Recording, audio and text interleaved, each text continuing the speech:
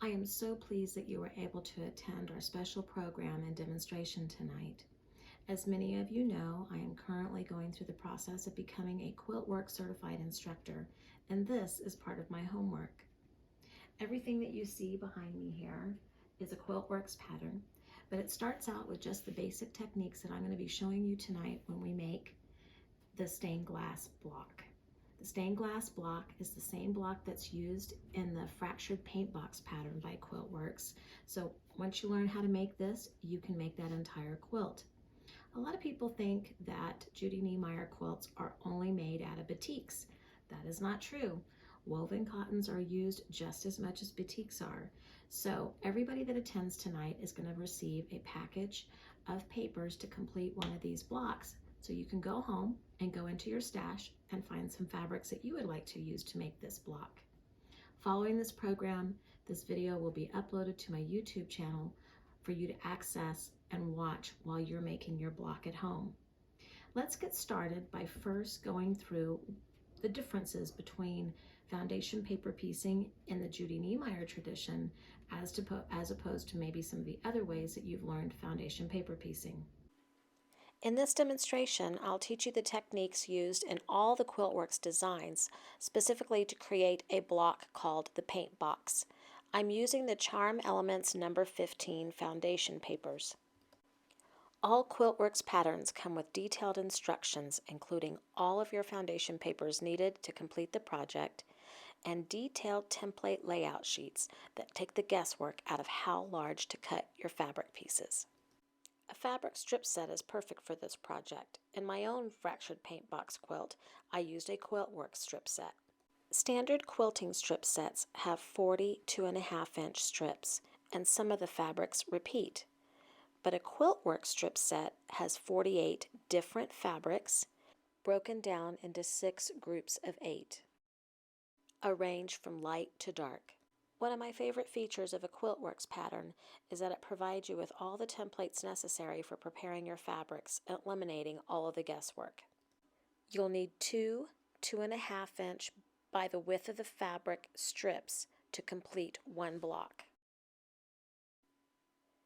There are templates provided in your kits for cutting down your strips. Make sure that all your strips are stacked right sides up.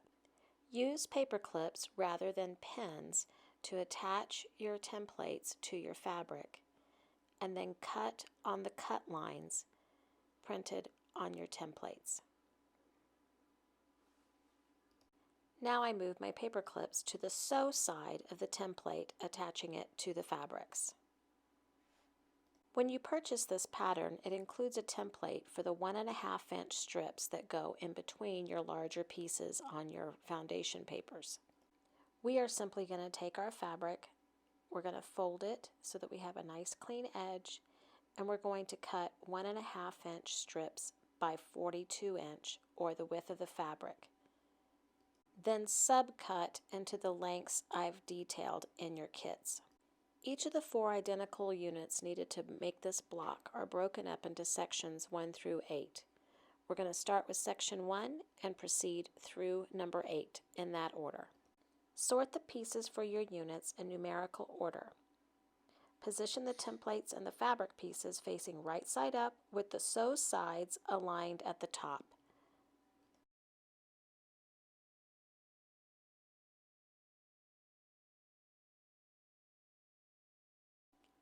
If you're new to paper piecing, tracing the dotted lines on the back side of your foundation papers is really helpful, and as is a light table. If you have a light table and you're comfortable enough, you can simply place the foundation papers on the light table and you can see all of your lines through the paper. Place a small amount of repositionable glue on the back side of your foundation papers in section 1. Now take your fabric pieces for section 1 and place them wrong side up and your foundation papers on top of that piece of fabric. In this tutorial, I'm doing it for 2 sections of our block. You're going to do it for all 4 sections so that we can chain piece. Place your fold template over the top of section 1 line the edge up to the solid black line marked line 1 and fold it back. Then use your add a quarter ruler to trim off the excess fabric.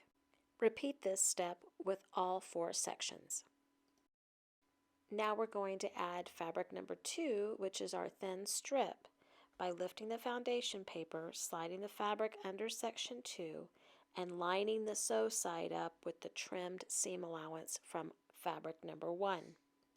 Use your light table or the traced dotted lines on the back of your foundation papers to make sure that the fabric extends beyond the boundaries of the dashed lines for section 2.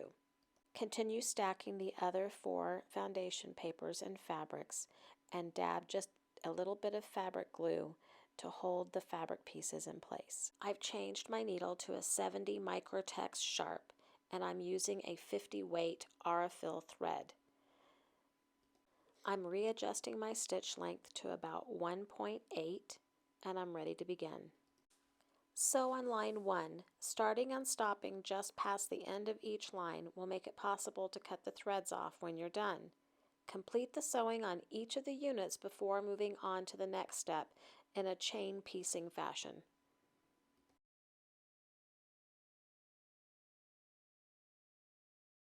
Now we're ready to press section 2 back. I'm going to use an easy press pen that has a solution in it that won't gum up my sewing machine but allows for some precision pressing. The solution in this pen actually strengthens the fabric and keeps it from stretching. Press section 2 back on all of your pieces and then we'll proceed to the next step. Position your fold template over sections 1 and 2, lining the edge up with line 2, and repeat the process of trimming with the add a quarter ruler and then placing the fabric for section 3 next to the unit. You will end up tearing where you stitched just a tiny bit, but that's okay. Repeat the process that we did for section 1 with this next section, lifting the foundation paper, sliding the fabric under the next section, lining up the sew sides, and trimming the seam allowance. Make sure that your fabric extends beyond the boundaries of the dashed lines for the next section. When you have your first unit set, you can use it as a template for your other units. Continue repeating these steps until you've completed all 8 sections for the 4 units. I've completed all 4 units and I've trimmed the excess paper and fabric away using the exterior solid line as my trim line. Now I'm ready to remove the paper from one of my units. I've decided how I want to arrange the units into a block, and I'm taking one unit which I've removed the papers from, and I'm going to sew it to a unit that still has the papers on. Right sides together. When you sew the 2 together, the unit you removed the paper pieces from should be against the feed dogs, and the unit with the foundation papers still attached will be on top. The foundation papers include a line marked for the 1/4 inch. Sew along that line when piecing.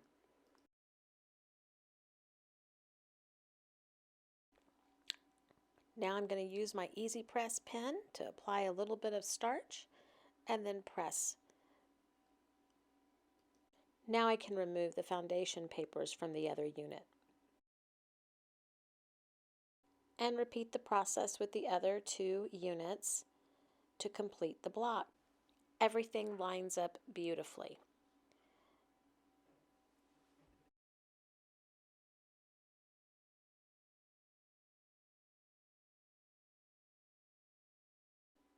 Place a pen at that middle section to set it into place, or alternatively you can use just a tiny dab of the fabric glue to set it into place.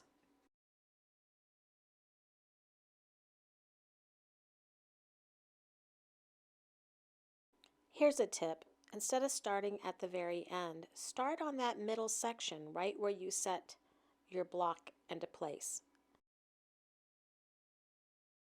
Sew to the end, turn, and repeat on the other side. And here's our finished block, ready to be pressed.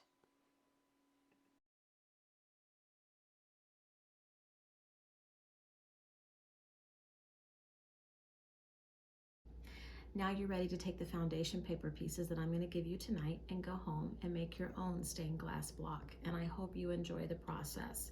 To connect with me, check out my website and follow me on social media. And to color your own Quiltworx pattern, visit quiltster.com, where you can select any of the patterns currently available and start from scratch or use a previously colored quilt. Color your quilts using preloaded fabrics, choose the company, the designer, the collection, or upload your own. It's like a coloring book online, but using fabric.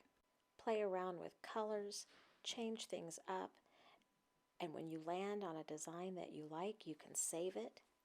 And when you're ready to make it, you can print out the exact yardages that you need for each fabric. To stay in the know, subscribe to my newsletter either on my website or you can visit my blog and subscribe there as well.